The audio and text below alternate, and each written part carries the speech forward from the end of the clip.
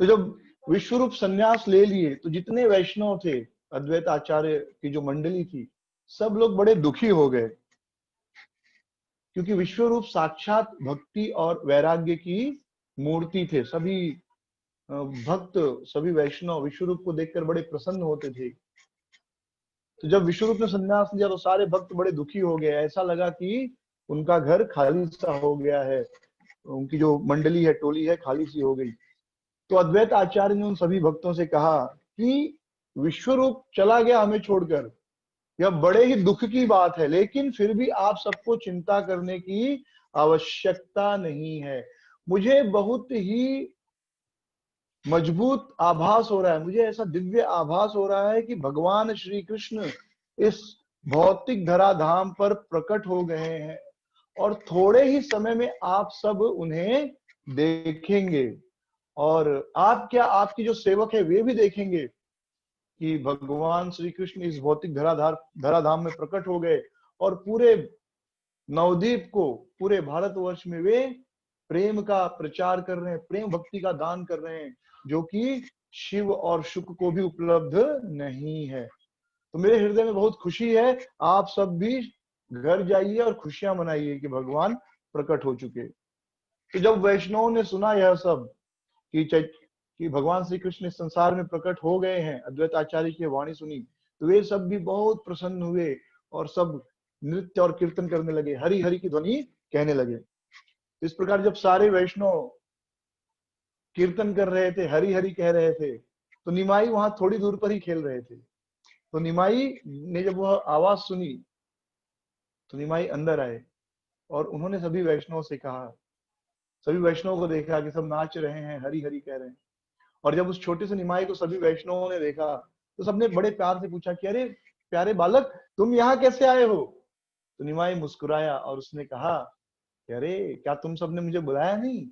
ये सब लोग हरी हरी कह रहे थे ना, और निमाई ही कौन है? निमाई ही हरी है। तो निमाई ने कहा कि तुम लोग भूल गए, लगता है कि तुमने ही हमको बुलाया। और ऐसा कह के वे दौड़कर भाग गए। तो वृंदावन दास ठाकुर कहते हैं, जिन्होंने चैतन्य भागवत लिखी, वे कहते हैं कि इस प्रकार निमाई बार बार वैष्णव को ये हिंट दे रहे थे कि मैं ही आपका वह भगवान श्री कृष्ण हूँ, पूर्ण पुरुषोत्तम भगवान श्री कृष्ण हूँ, जिसके लिए आप इतनी प्रार्थना कर रहे हैं, लेकिन कोई इसे समझ नहीं पाया। तो इस प्रकार जब विश्वरूप ने संन्यास ले लिया तो निमाई के अंदर एक बहुत बड़ा परिवर्तन आया। तो पहले वे जितने शरारती थे, अब वे एकदम अपोजिट, एकदम गंभीर हो गए। वे खेलने बिल्कुल जाना बंद कर दिए। पूरा दिन वे अपने घर पर अपने आई बाबा के साथ, अपने माता पिता के साथ रहते थे, ताकि माता पिता को यह बिल्कुल भी न लगे कि उनके बेटे ने संन्यास ले लिया है, और उन्हें विश्वरूप की कमी बिल्कुल महसूस नहीं हो। तो हमेशा अपने माता और पिता के साथ निमाई रहते थे, स्कूल से घर, घर से स्कूल, और कहीं नहीं जाते थे। इस प्रकार उसके पश्चात निमाई केवल पूरा ध्यान अपनी पढ़ाई पर लगा दिए। पूरा दिन वो पढ़ते थे, भक्ति करते थे। किस चीज की पढ़ाई की? शास्त्र पढ़ना, बस यही एक काम रह गया। पूरा दिन घर पर रहना और शास्त्र पढ़ना, और कोई दूसरा काम नहीं। कुछ खेलना कूदना नहीं। छोटे से 5-6 साल के बालक थे। और सबसे बड़ी अद्भुत बात थी कि वे जो कुछ पढ़ते थे उनको सब कुछ याद रहता था, और इतने सुंदर तरीके से वे उन श्लोकों को दूसरों को समझाते थे कि बाकी सब लोग भी हैरान हो जाते थे। तो जो लोग भी जगन्नाथ मिश्र को मिलते थे, वे जगन्नाथ मिश्र से कहते थे कि अरे आप कितने भाग्यशाली हैं, आपको इतना बड़ा, इतना सुंदर प्रकांड बालक पुत्र के रूप में प्राप्त हुआ है, निमाई पुत्र के रूप में प्राप्त हुआ है, जो एक दिन बहुत बड़ा पंडित बनेगा, बृहस्पति के समान। बृहस्पति कौन है? बृहस्पति देवताओं के गुरु हैं। तो बृहस्पति के समान निमाई एक दिन पंडित बनेगा। तो जब माता सची यह सुनती थी तो उनको बड़ी खुशी होती थी। कोई भी माता पिता जब यह सुनते हैं कि उनका बेटा बहुत ही विद्वान है, बहुत ही ज्ञानी है, तो खुशी होती है, बड़ा ही स्वाभाविक बात है। तो माता सची बड़ी खुश होती थी, लेकिन जगन्नाथ मिश्रा खुश नहीं होते थे। उनको मन में और दुख बढ़ जाता था। कोई कहे कि आपका बड़ा बेटा बड़ा होकर बहुत बड़ा डॉक्टर बनेगा या कलेक्टर बनेगा तो खुशी होना चाहिए, लेकिन जगन्नाथ मिश्रा दुखी हो जाते थे। तो उन्होंने सची से कहा कि देखो, विश्व रूप ने संन्यास ले लिया, इस संसार का त्याग कर दिया। क्यों त्याग कर दिया? क्योंकि उसने सभी शास्त्र पढ़े थे, और सभी शास्त्र पढ़कर वह समझ गया था कि यह संसार नश्वर है, इस संसार में कुछ भी शाश्वत नहीं है। जब हम शास्त्र पढ़ते हैं तो इस संसार की सच्चाई समझ में आती है, क्योंकि सारी बातें बड़े ही स्पष्ट शब्दों में शास्त्रों में लिखी गई होती हैं, जो हमें कोई नहीं बताता। हमें बचपन से यही बताया जाता है कि सब कुछ यही है, जो है यही है। हाँ, जीना यहाँ मरना यहाँ, इसके सिवा और जाना कहाँ, यही सिखाया जाता है। पर ऐसा नहीं है, जीना मरना यहाँ है, पर जाने के लिए गोलोक धाम है, और यह नश्वर संसार है, गोलोक धाम शाश्वत है। तो विश्व रूप सब शास्त्र पढ़ा, इस संसार की नश्वरता को समझ गया, बुढ़ापा बीमारी मृत्यु को समझ गया, तो उसने संन्यास ले लिया। अब हमारा बेटा निमाई भी अगर विश्व रूप के जैसा पंडित बन जाएगा, शास्त्र पढ़ लेगा, तो वह भी इस संसार को त्याग देगा। फिर हम दोनों कैसे जीवित रहेंगे? ऐसी पढ़ाई का क्या लाभ जिसके कारण व्यक्ति संन्यास ले ले। इससे तो अच्छा वह अज्ञानी रहे, अनपढ़ रहे, और हमारे साथ रहे। तो माता सची ने, जब जगन्नाथ मिश्रा ने ऐसी बात कही, तो माता सची को यह अच्छा नहीं लगा। और जगन्नाथ मिश्रा जो कह रहे थे वह गलत भी नहीं था, क्योंकि निमाई ने क्या कहा था जब विश्वरूप ने संन्यास लिया था? तो निमाई ने कहा था कि दादा ने संन्यास लेकर बहुत अच्छा किया। जिस घर में कोई व्यक्ति संन्यास लेता है, उसका परिवार सभी बंधन से मुक्त हो जाता है। यानी निमाई ने संन्यास की तारीफ की, प्रशंसा की।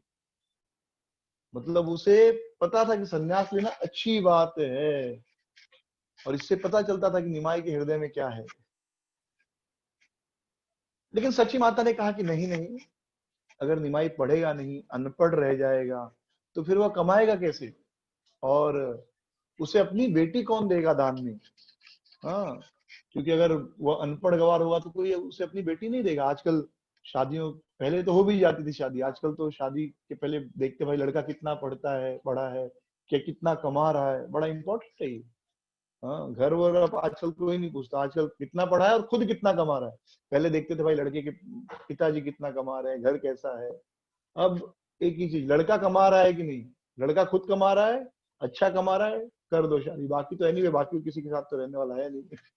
हाँ, तो जगन्नाथ ने कहा कि सची, तुम्हें क्या लगता है, तुम्हें यह पता नहीं कि केवल पढ़ाई करके कोई धनी नहीं बन सकता, पढ़ाई करके कोई अपना पेट नहीं भर सकता और सुखी नहीं रह सकता। कृष्ण सबको खिलाते हैं, कृष्ण सबका पेट पालते हैं। मुझे देखो, मैं कितना पढ़ा लिखा हूं, सभी शास्त्र मुझे ज्ञान है, लेकिन मैं एक निर्धन ब्राह्मण हूं। और आप ऐसे लोगों को भी देखेंगे जिनके पास, जिनको शास्त्र का एबीसीडी भी नहीं आता, क ख ग घ भी नहीं आता, लेकिन वो कितने धनी हैं, और हम जैसे पंडित उनके दरवाजे पर खड़े रहते हैं। तो यह कृष्ण की इच्छा है। पढ़ा लिखा होने से या अनपढ़ होने से कोई धनी होगा या सुखी होगा या गरीब होगा, यह तय नहीं होता। और यह सच बात है। बहुत से पढ़े लिखे लोग हैं, सीए एमबीए करते हैं, लेकिन वे उन लोगों के यहाँ काम करते हैं जो 10वीं 12वीं पास हैं। मैं बार बार यह काम करता हूँ, बार बार यह बात कहता हूँ कि जिन लोगों के पास डिग्री है वे नौकरी करते हैं, और जिनके पास डिग्री नहीं है वे नौकरी देते हैं।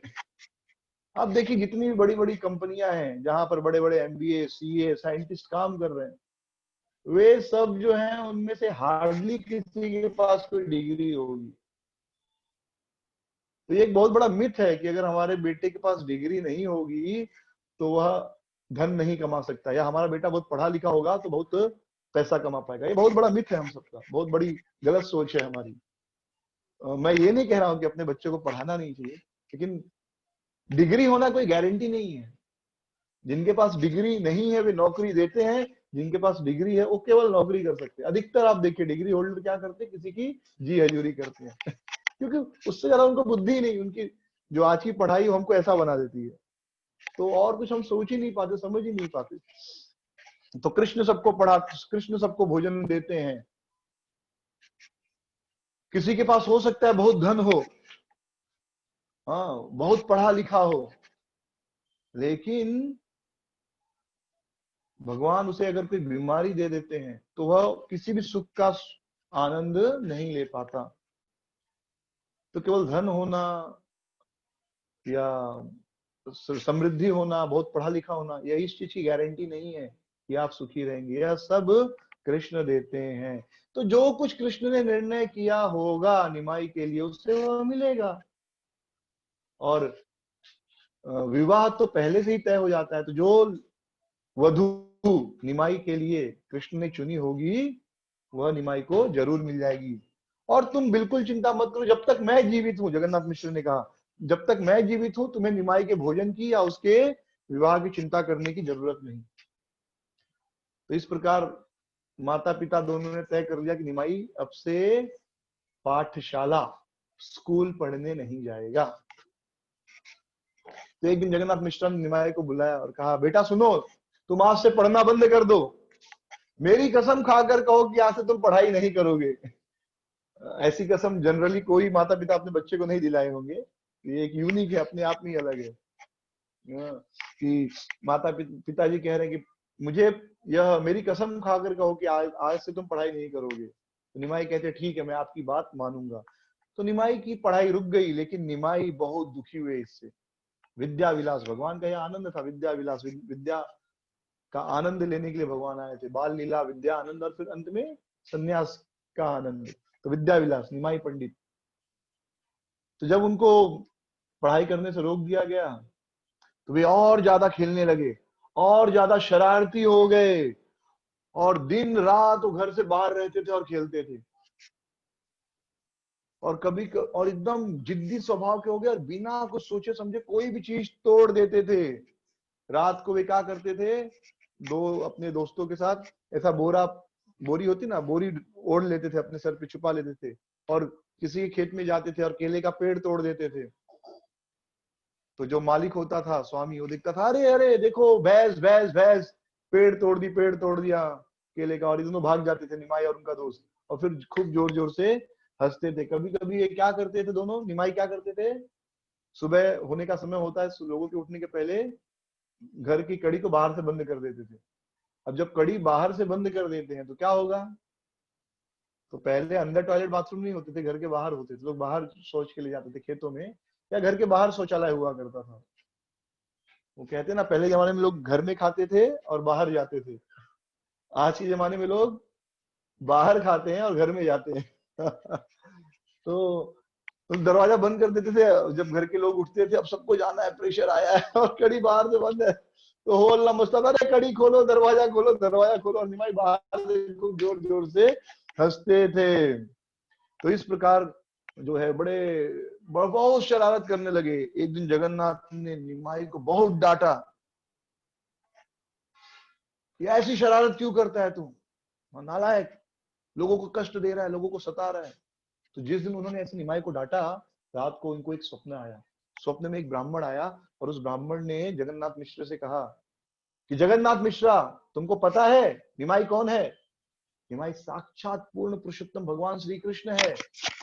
उसे आज के बाद कभी मत डांटना, तुम्हारे लिए अच्छा नहीं होगा, और तुम्हारा बेटा नहीं है, वह तो स्वयं नारायण है।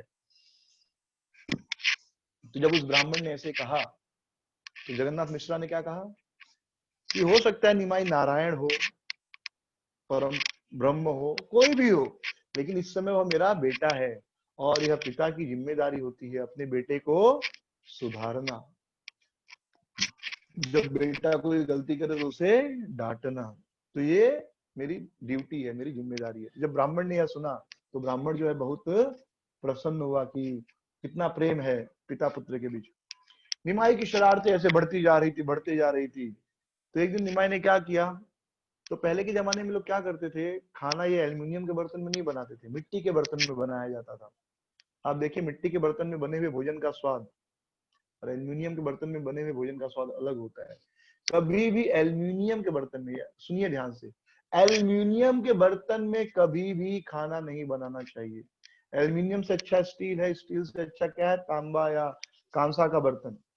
पहले लोग कांसा के बर्तन में, या सबसे बेस्ट मिट्टी, मिट्टी का बर्तन, क्योंकि मिट्टी से ही तो अनाज आया है, और बर्तन भी मिट्टी का होगा, तो जो अनाज के सारे गुण है वो इंटेक्ट रहेंगे। लेकिन आजकल लाइफ इतनी फास्ट हो गई है, लोग प्रेशर कुकर में खाना बनाते हैं, इसीलिए तो इतनी बीमारियां बढ़ गई हैं। आज देखो हर आदमी बीमार है, 40 के बाद सबको डायबिटीज या ब्लड प्रेशर का गोली चालू हो जाता है। तो एक कारण यह भी है। और एल्यूमिनियम का बर्तन में तो खाना मतलब जहर खाने के समान है, क्योंकि एल्यूमिनियम का धीरे धीरे एल्यूमिनियम मिलता है उस खाने में, और जहर बनाता है। तो पहले लोग मिट्टी के बर्तनों में खाना बनाते थे, विशेष रूप से जो ब्राह्मण होते थे मिट्टी के बर्तन में भगवान के लिए भोग बनाते थे, और एक बार भोग बना लिया तो फिर वो मिट्टी के बर्तन को फेंक देते थे, दूसरी बार मिट्टी का बर्तन उपयोग नहीं करते थे। तो ये सारे जो फेंके हुए बर्तन थे, हांडी, निमाई ने सारे हांडी को जमा किया, और एक के ऊपर एक अच्छे से जमा किया, और खुद जाकर उसके ऊपर बैठ गए, अच्छे से सेट किया सारे हांडियों को, और फिर निमाई उस पर बैठ गए। और जो हांडी के ऊपर जो राख लगी होती है, क्योंकि आग जलेगा तो काला भी हो जाएगा ना, तो उस राख को थोड़ा अपने शरीर पर लगा भी लिया। तो एक तो भगवान कैसे हैं, भगवान गोल्डन कॉम्प्लेक्शन है, सोने की जैसे चमकते हुए शरीर पर काली राख। तो निमाई का एक मित्र जो है वो गया सची माता के पास, और उसने सची माता से कहा कि माता देखो, निमाई को देखो, निमाई, ये जो है निमाई, ये क्या कर रहा है, यह जो जूठे बर्तन है उन जूठे बर्तनों पर जाकर बैठ गया है, ये जूठे बर्तनों पर बैठा है। तो जैसे सची माता ने यह सुना, तुरंत वहां पर आई जहां पर निमाई बैठा था, और जब देखा कि निमाई जूठे बर्तनों पर बैठा है, तो सची माता ने कहा, हे भगवान, मैं क्या देख रही हूँ, अरे निमाई, तू ब्राह्मण का पुत्र है, तुम्हें इतनी समझ नहीं, ब्राह्मण के पुत्र हो, आप ऐसे कैसे कर सकते हो, आप एक अशुद्ध स्थान पर कैसे बैठ सकते हो, सारे बर्तन अशुद्ध हो चुके हैं, इनमें भोग बन चुका है, अभी अशुद्ध हो गए हैं, अब तुमको नहीं पता, अब तुमको स्नान करना पड़ेगा।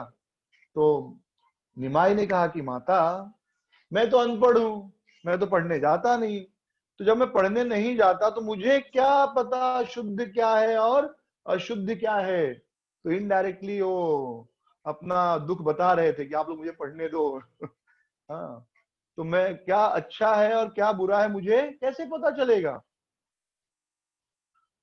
और दूसरी बात, एक अनपढ़ आदमी के लिए शुद्ध अशुद्ध सब समान है। तो सची ने कहा कि तुमको इतना नहीं पता, हाँ, सबको पता है कि यह स्थान अशुद्ध है, और इस अशुद्ध स्थान को छूने से तुम भी अशुद्ध हो गए हो। तो फिर निमाई ने कहा, वृंदावन दास ठाकुर कहते कि निमाई गंभीर हो गए, और दत्तात्रेय के भाव में, किस भाव में, दत्तात्रेय ऋषि ने ज्ञान प्रचार किया था, तो दत्तात्रेय के भाव में आ गए वे, और अपनी माता को उपदेश देने लगे कि माँ, तुम एक छोटे से बालक की तरह मूर्ख हो, मैं कैसे किसी अशुद्ध स्थान पर बैठ सकता हूं, कोई भी स्थान जहां मैं बैठ जाता हूं वह तीर्थ बन जाता है, सभी तीर्थ, और गंगा जी मुझ में वास करती हैं वेदों में जो कुछ भी बताया गया कि अशुद्ध है वह सब मेरे संपर्क में आने से शुद्ध हो जाता है। और दूसरी बात मुझे बताओ कि इन सभी बर्तनों में तो भगवान विष्णु के लिए भोग बना है, जिस बर्तन में भगवान विष्णु के लिए भोग बना हो वह बर्तन अशुद्ध कैसे हो सकता है, और उनके स्पर्श से कोई अशुद्ध कैसे हो सकता है, बल्कि अगर कोई उस वस्तु को छुए तो वह शुद्ध हो जाता है। आज सुबह ही सोच रहा था मैं कि जो चीजें भगवान की सेवा में लगती हैं, हम जो चीजें भगवान की सेवा में उपयोग करते हैं, वो सब चीजें तदिया कहलाती हैं, यानी वो सब चीजों को पवित्र माना जाता है, उनका सम्मान किया जाता है। तो कभी कभी ऐसा देखा जाता है कुछ भक्तों में, सभी नहीं, कुछ भक्त जो होते हैं अपने शरीर का बिल्कुल ध्यान नहीं देते और फिर बीमार रहते हैं, और वे कहते शरीर माया है, इसका क्या ध्यान रखना। एकदम सही बात है, शरीर तो माया है, एक दिन जल जाएगा, समाप्त हो जाएगा। लेकिन हम भूल जाते हैं कि इसी शरीर से हम भगवान की सेवा कर रहे हैं, और अभी हमने कहा कि जिस चीज से हम भगवान की सेवा कर रहे हैं वह चीज तदिया, यानी भगवान की सेवा में लगी है तो शुद्ध है। तो यह शरीर जब भगवान की सेवा में लग रहा है तो हमारी विशेष जिम्मेदारी बनती है इस शरीर की देखभाल करना। तो शायद आप लोग ये बात नहीं समझ रहे होंगे क्योंकि आप लोग ज्यादा शरीर का देखभाल एनीवे करते हैं, पर जनरली जब भक्त मंदिर में रहते हैं या ब्रह्मचारी आश्रम में होते हैं तो केवल एक टाइम खाना या बहुत सारा उपवास रखना, कोई एक्सरसाइज प्राणायाम आसन नहीं करना, वो धीरे धीरे उनका शरीर जो है बिगड़ने लगता है, खराब होने लगता है। फिर अलग अलग प्रकार की बीमारियां, डायबिटीज, और सब कुछ हो जाएगा तो भी आप कहोगे थोड़ा सा शरीर का ध्यान रखो, अरे नहीं नहीं, शरीर तो माया है। लेकिन हम भूल जाते हैं कि इसी शरीर से हम भगवान की सेवा कर रहे हैं, यही शरीर हमें भगवान की सेवा का साधन है, इसी शरीर द्वारा हम भक्ति करके भगवान के धाम जाएंगे। तो अगर हम इस शरीर से भगवान की सेवा कर रहे हैं तो यह शरीर माया नहीं हो सकता। यह शरीर क्या है फिर? यह शरीर जो है यह तदिया है, भगवान के उपयोग में, भगवान की सेवा में लगने वाली वस्तु। तो किसी भी स्थिति में इस शरीर का जो है इग्नोर नहीं करना चाहिए, इसकी उपेक्षा नहीं करनी चाहिए, बल्कि इसका ध्यान रखना चाहिए। क्यों ध्यान रखना चाहिए? क्योंकि इस शरीर से हम भगवान की सेवा करेंगे, भगवान के लिए भोग बनाएंगे, भगवान की किताबों का वितरण करेंगे, भगवत गीता पढ़ेंगे, नाम जप करेंगे। अगर शरीर स्वस्थ होगा तभी आप नाम जप कर सकते हैं ना अच्छे से। अगर शरीर स्वस्थ होगा तभी आप मंगल आरती उठ सकते हैं। अगर शरीर स्वस्थ होगा तभी आप प्रवचन कर सकते हैं। अगर शरीर स्वस्थ होगा तभी आप प्रवचन सुन सकते हैं, नहीं तो ये तो सो जाएंगे प्रवचन में। अगर शरीर स्वस्थ होगा तभी मंदिर जा सकते हैं, शरीर स्वस्थ होगा तभी भगवान के सामने नाच सकते हैं। कल हमने चर्चा की ना, भगवान के सामने नाचना है भक्ति है। इसलिए हर भक्त को अपने मंदिर के सामने जहां पर राधा कृष्ण है या गौर निताई है, रोज अगर शर्म आ रही तो अकेले में कम से कम 2 से 4, 5, 10 मिनट नाचना चाहिए। कीर्तन लगाकर रोज 5-10 मिनट नाचना चाहिए, विदाउट फेल रोज नाचना चाहिए। आप देखिए आपकी भक्ति, आपका आनंद कितना बढ़ेगा। तो नाचेंगे कब? नाचेंगे जब शरीर ठीक रहेगा तब ना। नहीं तो मालूम पड़ रहा है घुटना दुख रहा है, कमर दुख रही है, तो कैसे नाचेंगे?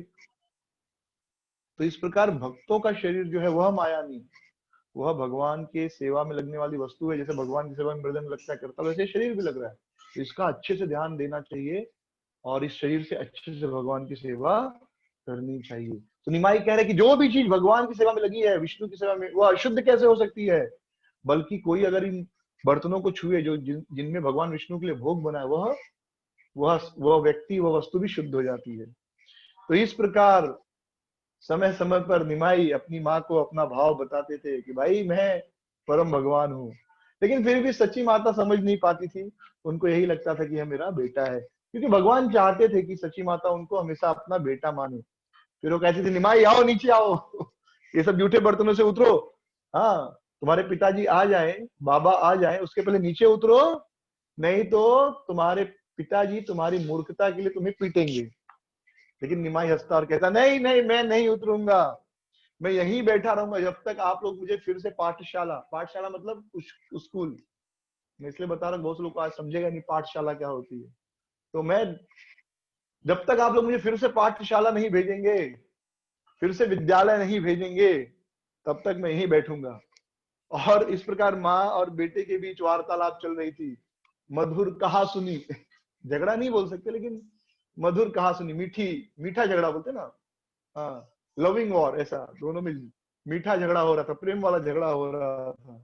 तो सारे अड़ोसी पड़ोसी भी जमा हो गए थे और सब लोग बड़े आनंद से सुन रहे थे कि कैसे एक छोटा सा निमाई 6 साल का बालक माँ को इतने सुंदर सुंदर जवाब दे रहा है। तो फिर सबने सची को कहा, अरे कैसी हो माँ तुम, हम लोगों को अपने बेटे को डांटना पड़ता है कि पढ़ाई कर पढ़ाई कर, जबरदस्ती उसे पढ़ने के लिए कहना पड़ता है। और एक आप हो जो अपने बेटे को पढ़ने नहीं दे रही हो, आप तो इतनी भाग्यशाली हो, आपका बेटा पढ़ना चाहता है और आप मना कर रही हो। हमारे बेटे पढ़ना नहीं चाहते, हमको जबरदस्ती उसको पढ़ाना पड़ता है। किसने तुमको यह सलाह दी कि निमाई की पढ़ाई रोक दो?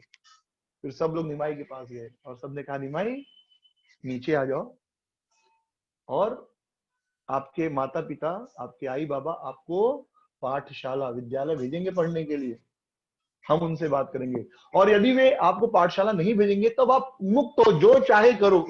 हाँ, फिर तुमको कोई कुछ बोलेगा नहीं। हाँ, अभी नीचे आ जाओ। तो सब नीचे आ गए, निमाई नीचे आ गया, मां ने उनको स्नान वगैरह कराया। फिर मिश्रा ठाकुर, जगन्नाथ मिश्रा बाद में आए। तो जब वे आए तो सची माता ने सब कुछ बताया और सारे पड़ोसी भी उनके पास आए और सबने कहा कि देखो निमाई पढ़ना चाहता है, उसे पढ़ने दो। तो जगन्नाथ मिश्रा भी तैयार हो गए, ठीक है मेरे बेटे को दुखी रखकर क्या फायदा, उसकी इच्छा है पढ़ने की तो मैं उसे पढ़ाता हूँ।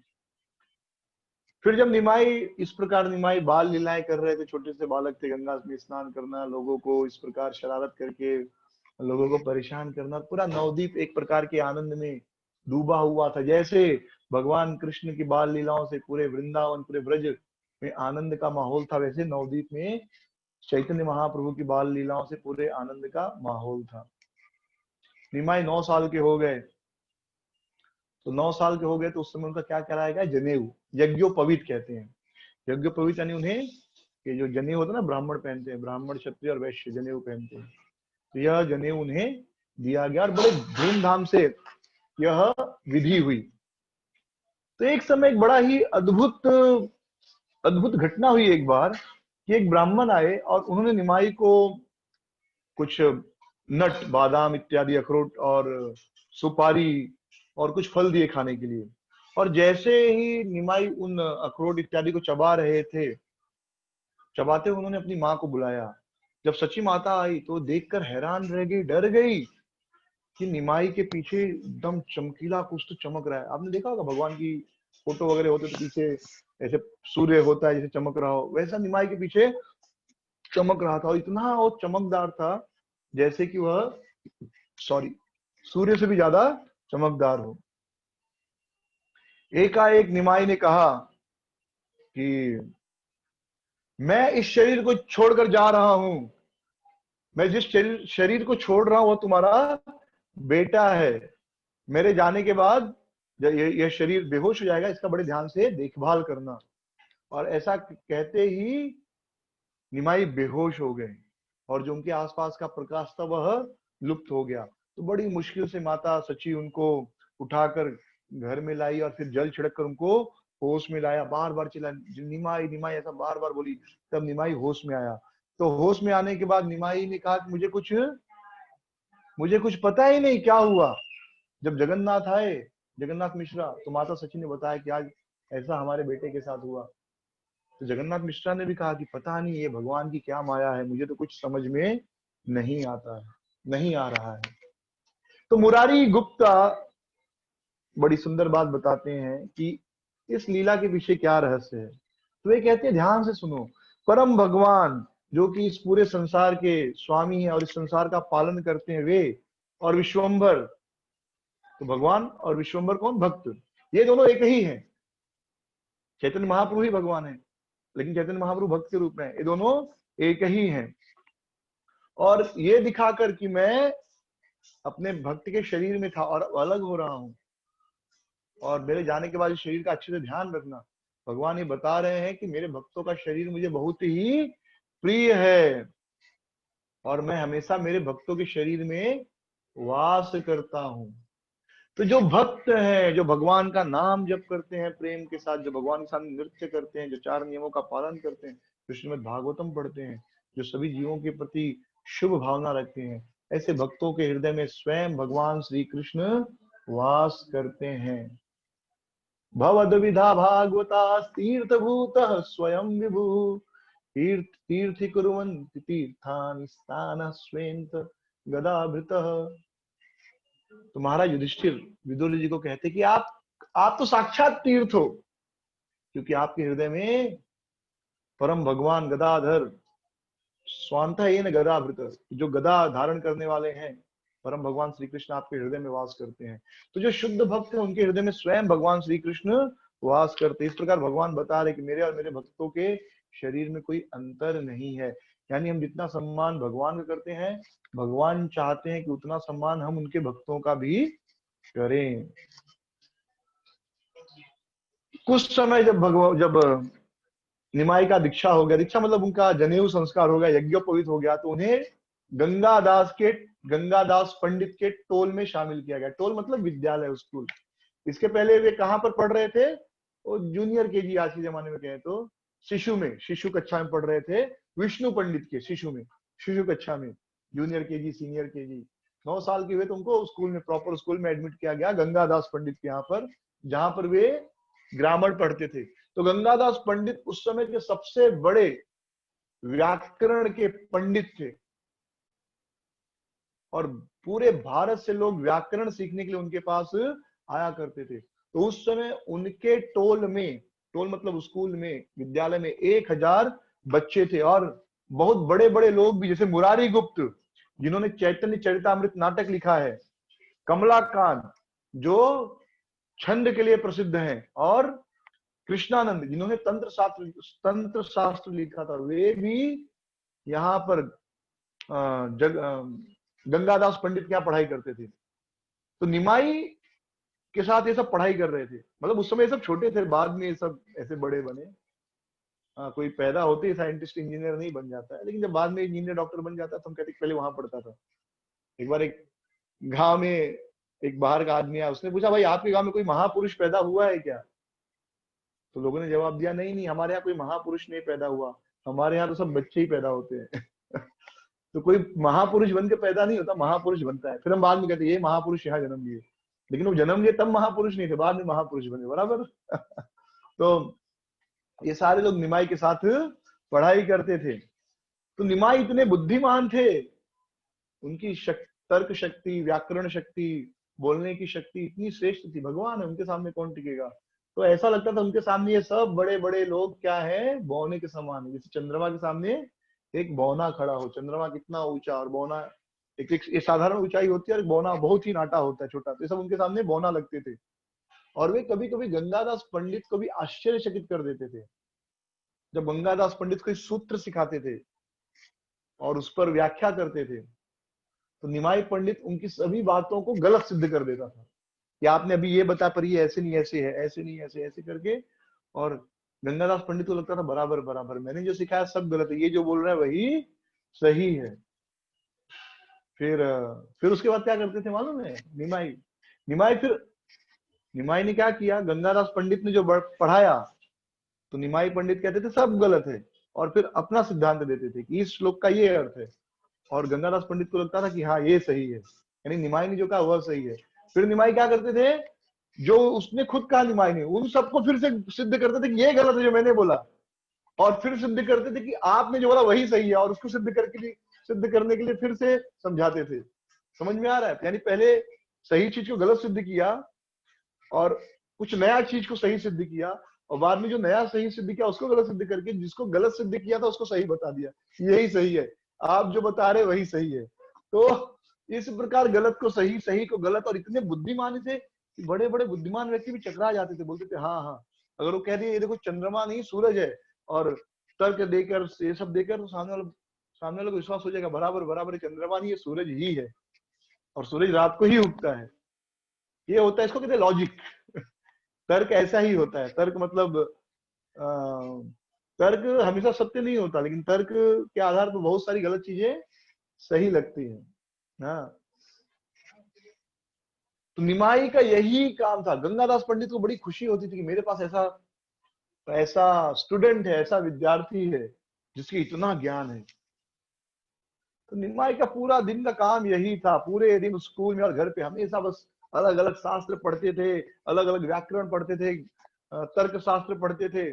और उनका सबसे फेवरेट गेम क्या था, विद्यार्थियों के साथ डिबेट करना, किसी एक सूत्र के ऊपर चर्चा करना। एक सूत्र पर पहले सामने वाला कुछ बोलता था, फिर निमाई पंडित उसको गलत सिद्ध करते थे। तो निमाई पंडित अपने मित्रों के साथ कहाँ जाते थे, गंगा घाट, और गंगा घाट पर बहुत सारे विद्यार्थी आते थे। तो उस समय नवदीप में बहुत सारे टोल थे, टोल मतलब स्कूल, टोलियों से टोल बना है। टोलियां मतलब 10, 20, 100, 50 लोग एक साथ, उसको बोलते टोली। टोली से टोल शब्द है, तो टोल मतलब स्कूल एक्चुअली या विद्यालय। तो बहुत सारे टोल थे, और सब टोल में 100, 200, 500, 1000 विद्यार्थी थे। तो सारे शिक्षक अपने विद्यार्थियों के साथ दोपहर को गंगा में स्नान करने आया करते थे, यानी रोज पिकनिक पे जाते थे, आप ऐसे कह सकते हैं। तो वहां पर निमाई किसी दूसरे शिक्षक के स्टूडेंट को पकड़ लेते थे और कहते थे चलो ये श्लोक है या यह वाक्य है, इस पर चर्चा करें। फिर सामने वाला व्यक्ति कुछ बोलता था उस वाक्य के ऊपर, निमाई सिद्ध कर देते थे तुम्हारा पूरा गलत है। फिर निमाई खुद कुछ एक्सप्लेनेशन देते थे और सबको लगता था यही सही बोला। फिर निमाई कहते थे अब तुम लोग सिद्ध करो कि जो मैंने बोला है गलत है। लेकिन सब तो कन्विंस हो गए कि नहीं, निमाई ने जो बोला वही सही है।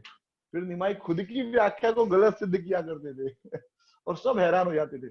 तो इस प्रकार उनका काम ही था, इंटेलेक्चुअल जिम्नेस्टिक बोलते हैं इसको, इंटेलेक्चुअल जिम्नेस्टिक, यानी तर्क वितर्क करना, बुद्धि का खेल खेलना। और कुछ लोग होते हैं बुद्धि द्वारा ऐसे आपके हर प्रश्न का जवाब दे देंगे, गलत है उनका जवाब, लेकिन आपको सही लगेगा और आप उस चीज को उल्टा जवाब नहीं दे सकते, क्योंकि आपको समझ में नहीं आएगा अभी इस चीज के लिए मैं क्या बोलूं। तो कुछ बच्चे जो ऐसे, सब बच्चे हार जाते थे, कुछ बच्चे जब हार जाते थे कुछ लोग, तो उनको गुस्सा आता था, वो बोलते थे चलो हम निमाई को पीटेंगे, इसने हमको हराया। तो फिर वो लोग सब ग्रुप बनाकर निमाई और उनके दोस्तों को पीटने जाते थे। और निमाई भी छोड़ते थोड़े थे, वो भी कम बदमाश नहीं थे। फिर वो और उनकी टोली मिलकर उन बच्चों को पीटते थे। तो यहाँ पर भी निमाई ही विजयी होते थे सबको मार पीट कर भगा देते थे सारे बच्चों को। और इस प्रकार फिर से सिद्ध करते थे कि चाहे बुद्धि की लड़ाई हो या शक्ति की लड़ाई हो, दोनों में मैं श्रेष्ठ हूँ, ऐसे। तो इस प्रकार स्नान करने के बाद निमाई गंगा में स्नान करते थे, इस प्रकार की वार्तालाप के बाद। और फिर एक जीते हुए सेनापति की तरह घर पर आते थे। हम जब किसी को डिबेट में हराते तो कितनी खुशी होती है। तो एक जीते हुए सेनापति की तरह घर पे आते थे, घर पे भगवान विष्णु की पूजा करते थे और उनको भोग लगाकर फिर प्रसाद खाते थे। और फिर से किसी अकेले स्थान पर चले जाते थे और वहां पर शास्त्र पढ़ते थे, सूत्र पढ़ते थे और उन पर टीकाएं लिखा करते थे। तो इस प्रकार निमाई की प्रसिद्धि चारों ओर फैलने लगी। सब हैरान हो गए, कितना बुद्धिमान बालक है, कितना इसकी बुद्धि तो एकदम कल्पना से परे है, इतना बुद्धिमान बालक। तो पूरे नवद्वीप में उनकी बुद्धि की, उनके ज्ञान की चर्चा होने लगी। जगन्नाथ मिश्र बहुत खुश हुए यह देखकर कि निमाई सब जगह प्रसिद्ध है और निरंतर वह किताबों में व्यस्त है, हमेशा कोई ना कोई किताब पढ़ते रहता है। लेकिन उनके साथ कुछ चीजें ऐसे भी हो रही थी जिसके कारण उनके मन में बार बार भय आता था कि निमाई एक दिन संन्यास ले लेगा। तो एक दिन क्या हुआ कि निमाई ने भगवान को भोग लगाया हुआ बिटल नट यानी सुपारी खाया, नैवेद्य में जो भोग लगा था भगवान को, वो सुपारी खाया और बेहोश हो गया। होश में आने के बाद निमाई ने कहा अपने पिताजी से, जब बेहोश हो गया तो उसे कुछ पता नहीं था क्या चल रहा है। जब होश में आए निमाई तो उन्होंने कहा कि दादा विश्वरूप आए थे और दादा विश्वरूप यानी जिस भाई ने संन्यास ले लिया, बड़े भाई ने, दादा विश्वरूप आए थे और मुझे वहां लेकर चले गए जहां पर वे रहते हैं। और फिर मुझसे कहा कि निमाई तुम भी संन्यास लो। तो मैंने कहा नहीं नहीं, मैं संन्यास नहीं लूंगा। ये संन्यास क्या होता है मुझे नहीं पता, मैं तो एक छोटा सा बालक हूँ। मैं तो एक अच्छा गृहस्थ बनूंगा और मेरे माता पिता की सेवा करूंगा, इससे लक्ष्मी नारायण बहुत प्रसन्न होंगे। तो गृहस्थों का बहुत बड़ा जिम्मेदारी है माता पिता का सेवा करना, और इससे भगवान प्रसन्न होते हैं। तो फिर विश्वरूप ने मुझे वापस भेज दिया और कहा कि माता पिता को मेरा प्रणाम करना। तो इस प्रकार निमाई बता रहे थे कि उनका भाई उनको कह रहा है संन्यास लो संन्यास लो। एक दिन ऐसा हुआ कि जगन्नाथ मिश्र ने एक स्वप्न देखा। तो वह स्वप्न वे अपनी धर्म पत्नी सची को माता सची को बताने लगे, उनकी पत्नी को, निमाई की माँ को, कि मैंने सपना देखा कि निमाई ने संन्यास ले लिया है और वह हमेशा नाचता है और गाता है और हंसता है और रोता है। अद्वैत आचार्य और बाकी सारे भक्त उसके चारों ओर खड़े रहते हैं। फिर मैंने देखा एक दिन कि वह विष्णु के आसन पर बैठ गया। चतुर्मुखी पंचमुखी ब्रह्मा, हजारों मुखी ब्रह्मा शिव और बाकी के देवता जय सचिनंदन जय गौर हरि कह के उसकी प्रशंसा कर रहे थे। और यह देखकर मैं बहुत डर गया, मेरा गला बैठ गया, मेरे मुख से कोई वाणी नहीं निकली। और फिर मैंने क्या देखा, मैंने देखा कि निमाई नाचने लगा और गाने लगा और वह एक शहर से दूसरे शहर जाने लगा। उसके साथ हजारों हजारों की, लाखों लाखों की भीड़ चलने लगी और सब हरि हरि की ध्वनि कर रहे थे और पूरा आकाश में हरि ध्वनि होने लगी। और इस प्रकार वह श्रीधाम पुरी चला गया।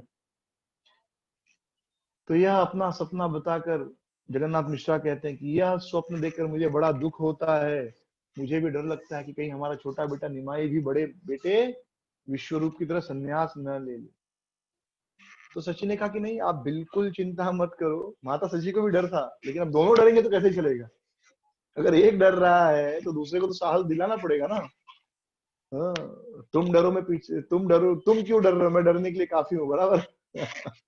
तो एक डर रहा है तो दूसरा भी डरेगा तो काम नहीं चलता। दूसरा कहता है नहीं नहीं कुछ नहीं होगा, अंदर से उनको भी डर है। तो सची माता को भी डर था, लेकिन अब दोनों पति पत्नी डरेंगे तो नहीं चलेगा, तो एक को तो मजबूत बनना पड़ेगा। तो माता सची ने कहा नहीं नहीं आप डरो मत, निमाई तो दिन भर पढ़ाई लिखाई में व्यस्त रहता है और उसे उसमें बड़ा आनंद आता है, संन्यास के लिए तो उसके पास समय ही नहीं। और इस प्रकार दोनों पति पत्नी जगन्नाथ मिश्रा और सची माता का दिन बड़े ही भय में और सस्पेंस में बीत रहा था, क्या होगा आगे, निमाई आगे क्या करेगा। और एक दिन इस प्रकार जगन्नाथ मिश्रा की मृत्यु हो गई, उन्होंने अचानक शरीर छोड़ दिया।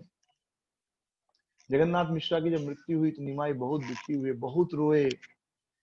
जैसे भगवान श्री रामचंद्र, वृंदावन दास ठाकुर कहते हैं चैतन्य भागवत में कि जिस प्रकार भगवान श्री राम अपने पिता दशरथ की मृत्यु पर रोए थे, वैसे ही निमाई अपने पिता जगन्नाथ मिश्र की मृत्यु पर रोए। लेकिन शीघ्र ही उन्होंने अपने आप को संभाल लिया, क्योंकि उन्होंने देखा कि माँ, मेरी माँ सची माँ बहुत ही दुखी हो, बहुत रो रही है।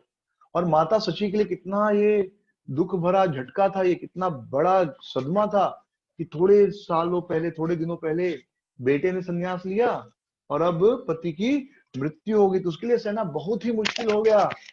तो निमाई ने सोचा कि अब अगर मैं भी रोऊंगा तो माता को कौन संभालेगा। तो माता ने कहा, तो निमाई ने माँ को चुप कराया, बोला माँ तुम बिल्कुल चिंता मत करो, तुम्हें किसी चीज की कमी नहीं होगी। वे वस्तुएं जो शिव और ब्रह्मा को भी नहीं मिलती, हमारे घर में वो सारी वस्तुएं होंगी, तुम्हें मैं सारी वस्तुएं दूंगा। तो भगवान ऐसा कह सकते हैं। तो और एक सुंदर घटना होती है कि एक बार जब निमाई आए उस स्कूल से, विद्यालय से, तो वे गंगा में स्नान करने गए। तो गंगा में स्नान करने के पहले उन्होंने कहा माता सची से, माता मुझे गंगा माँ की पूजा करने के लिए हार और बाकी की वस्तुएं दे दो, हार गंध इत्यादि दे दो, मैं गंगा की पूजा करूंगा और स्नान करूंगा। तो सच्ची माँ जो थी वो तुरंत तुरंत सारी वस्तुएं जमा नहीं कर पाई, क्योंकि घर में इतना धन, घर में पैसा का कमी था शायद। और अगर निमाई ने पहले बताया होता तो माँ सची पहले से व्यवस्था करके रखती। तो जब माता ने कहा कि अभी तो वस्तुएं नहीं है, तो निमाई एकदम गुस्से में आ गए। और इतना गुस्सा, जैसे वह गुस्सा शिव जी जब गुस्सा करते हैं प्रलय के समय, वैसा गुस्सा था निमाई का। निमाई ने जो भी घर में था सब सामान तोड़ दिया, घी का बर्तन, दूध का बर्तन, दही का बर्तन, किसी में चावल रखा है, कहीं दाल रखा है, सब सामान तोड़ दिया यहाँ वहां। सच्ची माता बहुत डर गई कि बेटा इतना गुस्से में कुछ नहीं बोल रही है। सच्ची माता फटाफट अड़ोस पड़ोस में गई और गंगा माँ की पूजा का जो भी सामान था सब लेकर आई और उन्होंने निमाई को दिया।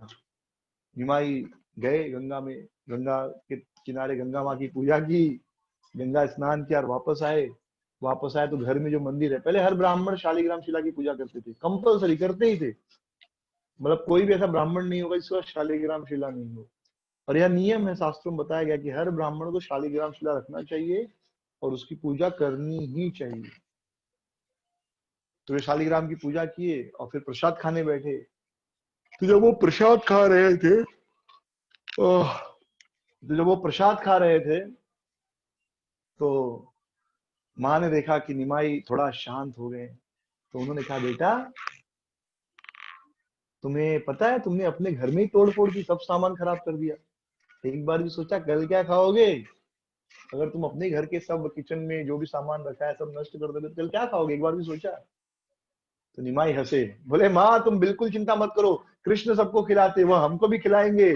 और ऐसा कह के वे चले गए, चिंता मत करो। अगले दिन वो स्कूल गए, फिर स्कूल गए। स्कूल से जब वापस आए तो उन्होंने माता सची को बुलाया और माता सची को उन्होंने 2 तोला सोना दिया और उन्होंने कहा कि माँ, कृष्ण ने यह सोना तुम्हारे लिए दिया है, इसे जाओ बेच के आओ और जो घर में सामान चाहिए सब लेकर आओ। और जब भी घर में सामान खत्म हो जाता था तो निमाई 2 तोला सोना लाकर माँ के हाथ में दे देती थी और माँ हैरान रहती थी कि ये कहाँ से इतना सोना लेकर आता है। वो तो कृष्ण है, वो तो लक्ष्मीपति है, उनको सोने चांदी की क्या कमी है। तो इस प्रकार माता बहुत विचित्र हैरान रहती थी, लेकिन घर में किसी चीज की कमी नहीं थी।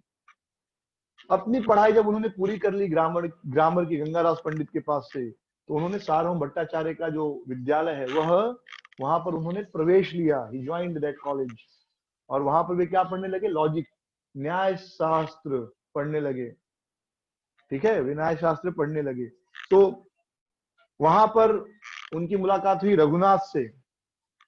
तो रघुनाथ आज भी आप जाएंगे तो जो न्याय की सबसे बड़ी, सबसे महत्वपूर्ण किताब है, उसका नाम है दी धीति। और वह किताब किसने लिखी है? रघुनाथ ने लिखी है। न्याय, लॉजिक के ऊपर की सबसे बड़ी किताब मानी जाती है, सबसे श्रेष्ठ। आज भी अगर आप किसी बड़े विद्यालय इत्यादि में जाएंगे और पूछेंगे लॉजिक की सबसे अच्छी किताब इंडिया में किसने लिखी है, तो दीदी रघुनाथ का नाम आएगा, और किताब का नाम है दीदी थी। तो रघुनाथ से निमाई की मुलाकात हो गई। तो एक दिन सार्वभौम भट्टाचार्य ने रघुनाथ को कुछ एक सूत्र दिया, कहा इसे हल करो, इसको सॉल्व करो। तो रघुनाथ को लगभग पूरा दिन लग गया उस सूत्र को सॉल्व करने में। जैसे हमारे टीचर कोई प्रॉब्लम देता है मैथ्स का, फिजिक्स का, वैसे उनको प्रॉब्लम दिया था, पूरा प्रॉब्लम सॉल्व करने में पूरा लगभग दिन लग गया। तो काफी समय बीत गया, देर दोपहर के बाद उन्होंने वह प्रॉब्लम सॉल्व कर लिया। तो उस दिन उनको कुकिंग करने में लेट हो गया।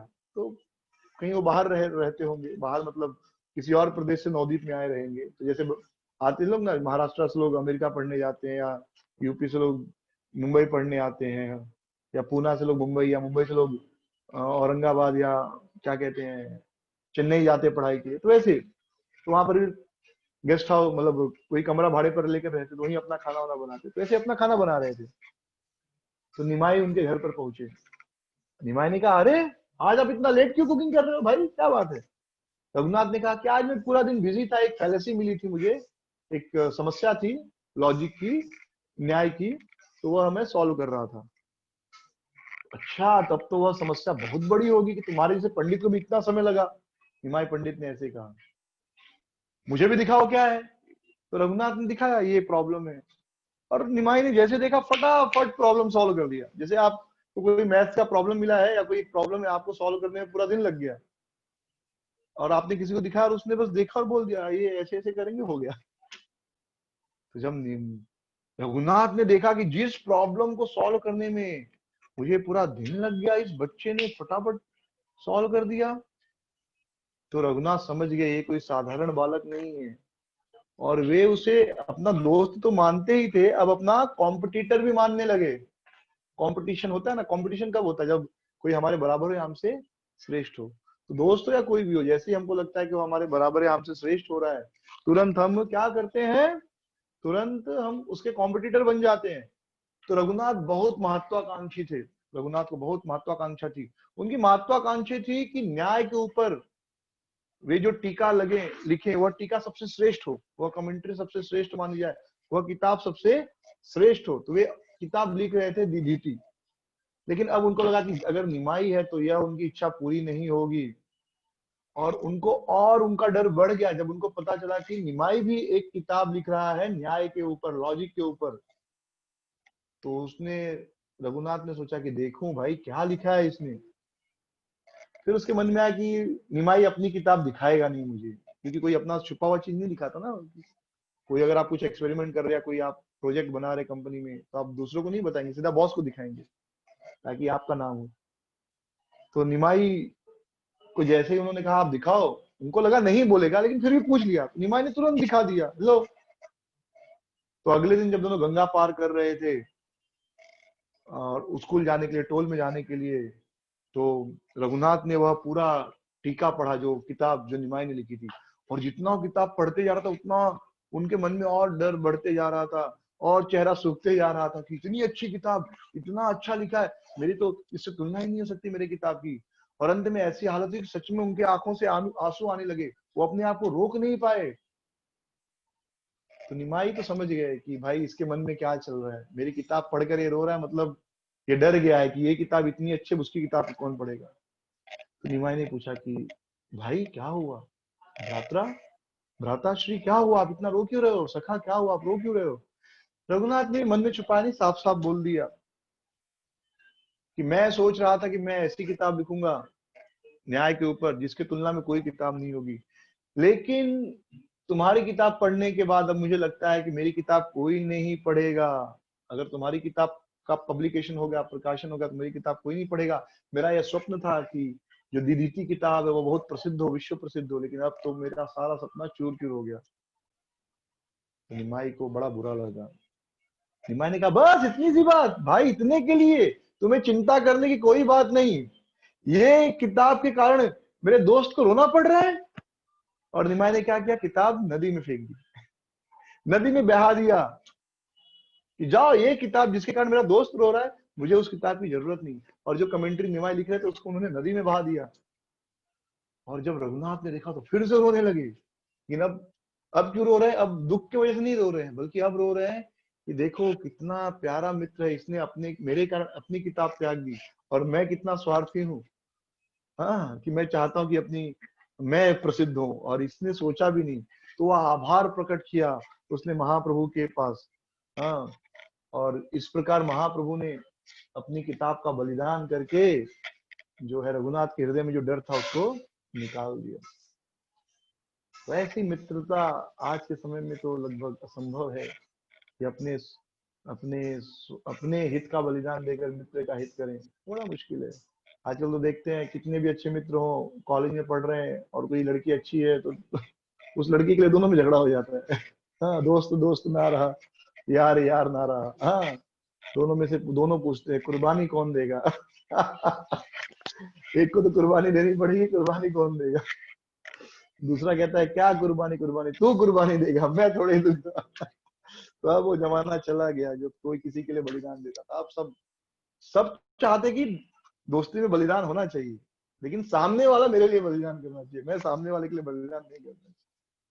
निमाई इस प्रकार लीलाएं करते करते 16 साल के हो गए। उन्होंने अपनी पढ़ाई पूरी की, और अब उनको लगा कि अब वो इतना पढ़ चुके हैं कि अब अपना खुद का टोल चला सकते हैं, अपना खुद का स्कूल खोल सकते हैं। तो मुकुंद संजय का जो चंडी मंडप मंडप था, बंगाल में बहुतों के यहाँ पर होता है चंडी मंडप, यानी माता चंडी दुर्गा देवी का मंदिर, और सामने बहुत बड़ा कोर्टयार्ड बोले, बहुत खुली जगह, ऊपर छत रहेगी और खुला जगह, जहाँ पे पूजा आरती नवरात्रि वगैरह में होता है। तो चंडी मंडप में उन्होंने अपना स्कूल उन्होंने प्रारंभ किया। तो बहुतों को ऐसा लगता था कि निमाई केवल ग्रामर के, व्याकरण के पंडित हैं, क्योंकि उन्होंने गंगादास पंडित से व्याकरण पढ़ा। पर ऐसा नहीं है, उन्होंने सार्वभौम भट्टाचार्य से न्याय भी पढ़ा, और उन्होंने छंद में, हम आगे सुनेंगे कैसे केशव कश्मीरी को हरा दिया। और वेदों पर चर्चा करते हुए उन्होंने सार्वभौम भट्टाचार्य को और प्रकाशानंद सरस्वती को पराजित किया। और वे तो साक्षात सरस्वती के पति हैं, लक्ष्मी पति हैं, तो उनको तो सब ज्ञान है। तो इस प्रकार उनका ज्ञान सर्वत्र पूरे नवद्वीप में फैल गया। सब जगह चर्चा होने लगी नवद्वीप में और पूरे भारत में कि निमाई पंडित नामक बड़े ही प्रकांड पंडित हैं। हाँ, और सभी जगह से विद्यार्थी उनसे पढ़ने के लिए आने लगे। तो लगभग इसी समय निमाई के विवाह की उम्र हो गई। तो एक दिन ऐसा हुआ कि निमाई गंगा घाट गए, और उसी समय विष्णु प्रिया जो कि लक्ष्मी देवी जो कि वल्लभाचार्य की बेटी है, वे भी गंगा घाट पे अपने सखियों के साथ आई थी स्नान करने। तो वहां पर पहली बार वृंदावन दास ठाकुर कहते हैं, चैतन्य भागवत में लिखते हैं कि पहली बार गौर सुंदर यानी निमाई और लक्ष्मी या राधा कहिए, पहली बार दोनों ने एक दूसरे को देखा और शाश्वत पति पत्नी के रूप में एक दूसरे को पहचाना। दोनों पति पत्नी अनंत समय से, ऐसा नहीं कि पिछले जन्म में नहीं थे इस जन्म में बनेंगे। लक्ष्मी और विष्णु तो हमेशा से पति पत्नी है ना, अब बस लीला कर रहे हैं। सीताराम हमेशा से पति पत्नी है, राधा कृष्ण हमेशा से पति पत्नी है, हमेशा से प्रेमी प्रेमिका है। तो खाली यहाँ लीला पर लगता है, जब इस भौतिक संसार में आते हैं लगता है कि हाँ इस समय दोनों मिले पहली बार, परंतु ये शाश्वत पति पत्नी है। तो जब गौर सुंदर को माता लक्ष्मी ने देखा, हमारी माता लक्ष्मी ने जब उनको देखा तो उन्होंने मन ही मन गौर सुंदर को प्रणाम किया। उस समय ऐसा नहीं था जाते ही कोई लड़का लड़की पसंद आ गया तो चले गए मिलने, बात कर लिया, नाम पूछ लिया, व्हाट इज योर नेम, ऐसा नहीं है, या आई लव यू बोल दिया पहली बार देखते, वो सब सिस्टम तो बस देखा, प्रणाम किया लक्ष्मी ने। उसी समय भगवान की इच्छा से, विधाता की इच्छा से, एक ब्राह्मण जिनका नाम था बनमाली, हाँ घर जोड़े, महाराष्ट्र में बोलते घर जोड़े, यानी उनका काम था शादी करवाना। तो जो लोग शादी करवाते हैं उनको बोलते घर जोड़े। और कुछ वकील होते हैं वो डाइवोर्स स्पेशलिस्ट होते हैं तलाक करवाने में, उनका नाम है घर तोड़े। उनको घर तोड़े बोलना चाहिए। अगर पंडित को घर जोड़े बोलते हैं तो जो लोग तलाक करवाते हैं वकील लोग, उनको घर तोड़े बोलना चाहिए। एक बार एक एक आदमी जाता है एक वकील के पास, बोलता है मुझे मेरी पत्नी से तलाक चाहिए, फीस कितना है आपका? वकील बोलता है 50,000 लगेंगे। तो आदमी बोलता है क्या बात कर रहे हो, अरे पंडित जी ने तो हमारी शादी केवल 1100 रुपया में कर दी थी और आप 50,000 मांग रहे हो। तो वकील बोलता है देख लिया सस्ती शादी का नतीजा। 1100 में शादी करवा दी ना इसलिए टूट रही है। तो मैं तो पक्का तलाक करवाऊंगा, 50,000 लूंगा। हाँ, तो घर जोड़े थे बनमाली ब्राह्मण। तो वे वल्लभाचार्य के कहने से, अब जिसके घर में बेटी हो वह आदमी सब जगह कहते रहता भाई कोई लड़का अच्छा हो लायक हो तो ढूंढना। तो उनको पसंद थे, उनको भी पसंद थे निमाई। तो उन्होंने बनमाली से कहा आप जाओ और उनकी माँ से बात करो। तो बनमाली आए सची माता के पास और उन्होंने कहा कि लक्ष्मी जो वल्लभाचार्य की बेटी है बहुत ही सुंदर है, बहुत सुशील है, सर्वगुण संपन्न है और उनके पिता की इच्छा है कि उनकी बेटी का विवाह आपके पुत्र के साथ हो। अब आप बताइए क्या करना है। तो सची ने कहा, माता सची ने कहा कि मेरा बेटा तो अभी बहुत ही जब छोटा है, यंग है, अभी उसकी उम्र ही क्या हुई है। जब वो थोड़ा बड़ा हो जाएगा, थोड़ा और बुद्धिमान हो जाएगा, तब उसकी शादी में करूंगी। तब तक आप वल्लभाचार्य से कह दो कि वो इंतजार करे शादी के लिए। तो बनमाली वापस आने लगे। रास्ते में उनको गौर सुंदर मिले, निमाई मिले। निमाई ने पूछा ब्राह्मण देव प्रणाम, आप इतने दुखी क्यों लग रहे हैं, आप कहाँ गए थे, कहाँ से आ रहे हैं। तो बनमाली ने कहा कि मैं आपके ही घर गया था आपके विवाह की बात करने। वल्लभाचार्य की बेटी है, पुत्री है विष्णु प्रिया, लक्ष्मी जी। तो लक्ष्मी से आपके विवाह की बात करने गया था, पर आपकी माँ ने मना कर दिया। तो निमाई हंसे। फिर निमाई जब अपने घर पहुंचे तो उन्होंने अपनी माता श्री से कहा कि माँ, बनमाली ब्राह्मण आए थे आपके पास, आपने उनका ठीक से स्वागत संस्कार क्यों नहीं किया, उनका ठीक से सम्मान क्यों नहीं किया। अब ऐसे तो नहीं कह सकते ना कि वो शादी की बात करने आए थे तो आपने शादी के लिए मना क्यों कर दिया, मुझे शादी करनी है। ऐसा ऐसा कोई भी बेटा अपने माँ बाप को बोलना थोड़ा अनकंफर्टेबल लगता है। लेकिन इनडायरेक्टली बोल दिया कि भाई वे आए थे तो उनका सम्मान करना चाहिए था। सम्मान मतलब जो बोले वो बात सुननी चाहिए थी। तो माँ समझ गई कि अच्छा। हाँ, तो एक शुभ दिन देखकर उन्होंने बनमाली आचार्य को बुलाया, शुभ मुहूर्त निकलवाया और एक शुभ तिथि को शुभ मुहूर्त में निमाई का विवाह हुआ लक्ष्मी से। और दोनों दूल्हा और दुल्हन, वर और वधू, अलग अलग प्रकार का वाद्य बज रहा था, नगाड़े बज रहे थे, ढोल बज रहे थे। उस वाद्य संगीत में नाच गाने में निमाई और लक्ष्मी जी घर पर आई, अपने ससुराल आई लक्ष्मी। और जो कोई भी उन दोनों को देखता था वो बस देखते रह जाता था। दोनों इतने सुंदर थे कि उनको मंत्र मुग्ध हो जाते थे। लक्ष्मी नारायण की जोड़ी है तो सुंदर तो रहेगी ही। तो वे कहते थे कि ये दोनों तो साक्षात लक्ष्मी नारायण है। कोई कहता था ये तो साक्षात सीताराम है। कोई कहते थे कि ये तो रति और मदन है, कामदेव और उनकी पत्नी रति है। माता सची तो अपनी बहू को पाकर बहुत खुश हो गई। आजकल आजकल बहुएं आती हैं तो पहले टेंशन में होता था, पहले बहुएं टेंशन में होती थी, लड़की को टेंशन होता था कि सास कैसी मिलेगी। आजकल सास लोगों को टेंशन होता है बहू कैसी मिलेगी। तो एक मुझे सुनता हूँ तो आनंद आता है। एक बार बेटे की शादी हुई, घर में परिवार में सब लोग बैठे तो सासू माँ ने बताना शुरू किया बहू रानी को कि देखो बेटी, अ, हमारे घर में सबका एक एक डिपार्टमेंट है। तुम्हारे ससुर जी जो हैं वो इस घर के मुखिया है, ही इज लाइक प्रधानमंत्री।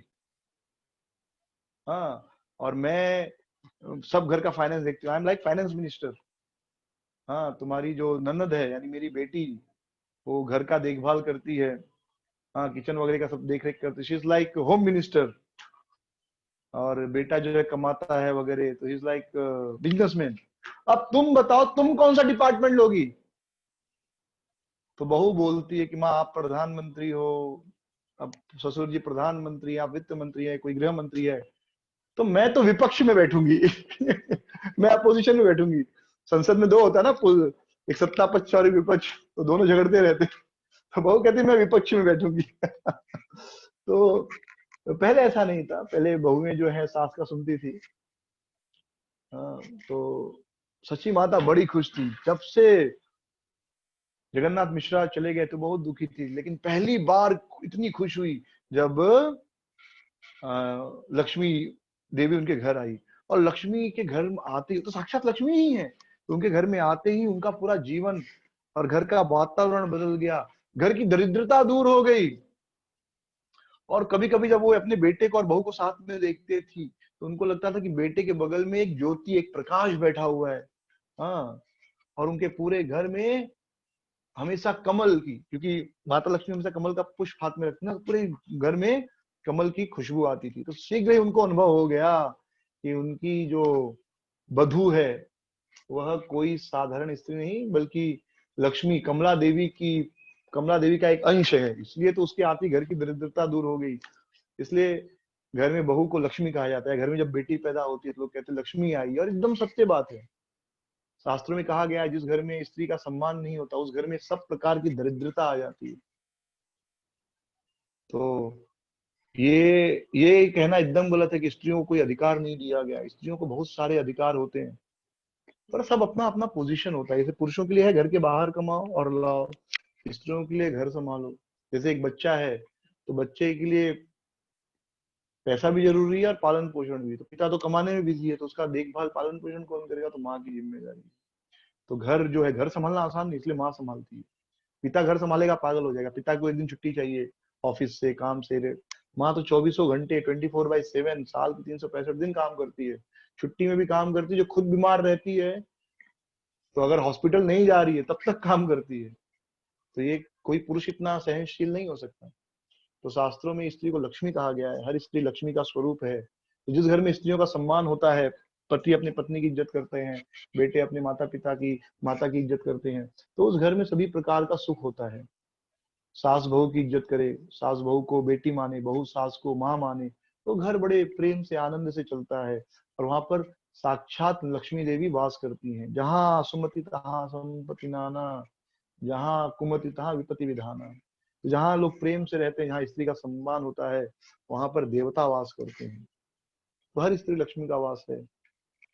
तो इसलिए जब लड़की पैदा होती है तो लोग कहते हैं लक्ष्मी आई। और सच में लक्ष्मी, स्त्री सच में लक्ष्मी का स्वरूप है।